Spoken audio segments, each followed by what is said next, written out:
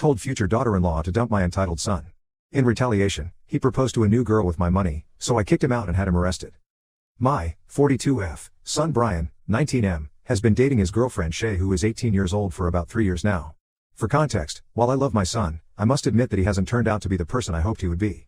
He lacks a strong work ethic and has no motivation to get a job or attend college, instead choosing to spend most of his time gaming and partying. On the other hand, Shay is the complete opposite. She is dedicated to her studies and aspires to become a doctor. She is also an excellent swimmer, and she's a part of all of these extracurricular teams and is currently attending her first year of college about 2 hours from us. When they first started dating in high school, they were a perfect match. We enjoyed having Shay around, and my son even took better care of himself. However, ever since she's gone to college, things have quickly deteriorated since then. Although I know my son still loves Shay, he neglects her and doesn't give her the attention she deserves. I feel as though it has something to do with her going to college. He chose not to. That was his decision. We didn't push him in that direction, but seeing Shay thrive in that environment seemed to highlight his own shortcomings. It seemed like he noticed it himself, so my husband and I never bothered to say anything. He became resentful, spending more and more time locked in his room, lost in a world of fantasy games that offered him the thrill and success he lacked in reality. I was home one day from work, and as I passed by his closed door I overheard him on a call with Shay. His voice was strained, almost pleading, as he tried to explain away his absence and lack of effort in their relationship.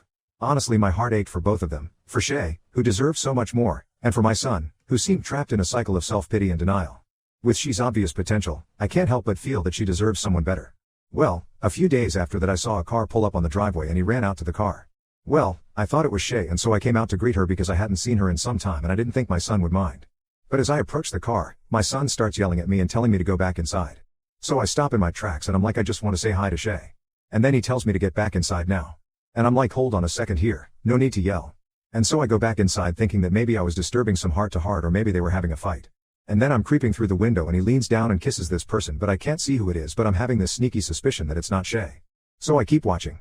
And after about 20 minutes, he leans down and kisses this person again, and he stands at the end of the driveway while the car backs up, and then the car is finally at an angle that I can see inside, and this woman is not Shay.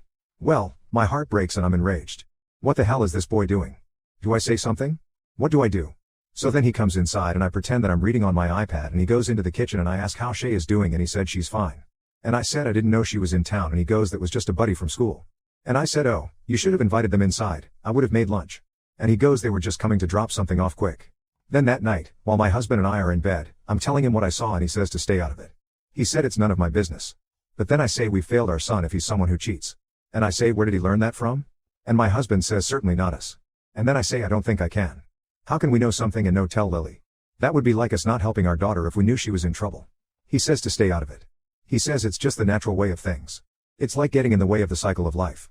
Well, no. I wasn't having that. During Shay's recent visit, she seemed distressed. I asked my son to go and pick up some stuff at the corner store for dinner. I told him that I had forgotten something, but I didn't. I just wanted a few minutes with Shay alone and couldn't tell him that. I took the opportunity to ask her what was wrong. Shay and I have always had a good relationship, and she's asked me out for little dates, just the two of us, every now and again.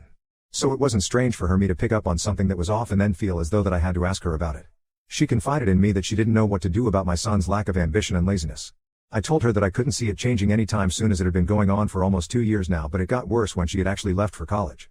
As soon as she made up her mind about going, I feel as though that's when something clicked in him. She then asked for my advice, and I suggested that she prioritize her own wants and needs. She had told me that she was planning on dropping out and coming back home and working at her grandpa's flooring store.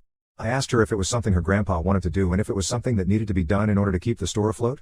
She said no, her grandpa was fine with the store, but she said that school was just hard and it was hard to be away from Brian, and she couldn't focus properly because her and Brian were constantly fighting.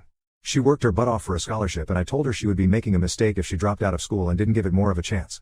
She deserved someone who could match her passion and drive, someone who would support and uplift her in her journey towards becoming a doctor.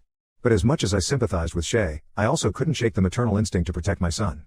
He was lost and struggling, drowning in his own insecurities and fears. But I tried to give her the same advice that I would any girlfriend of mine. Honestly, I see myself in Shay. Why would let someone hold me back like that?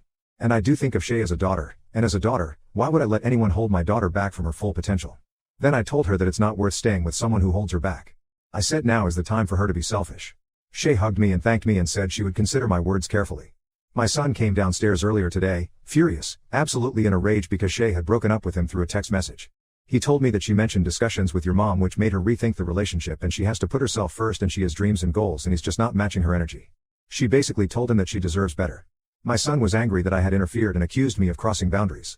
I explained that I didn't all out tell Shay to leave him, but simply reminded her to make her own decisions and do what is best for herself. Now my son is not speaking to me and my husband is frustrated, thinking that without Shay, my son will have a harder time getting out of his current rut. I also miss having Shay around.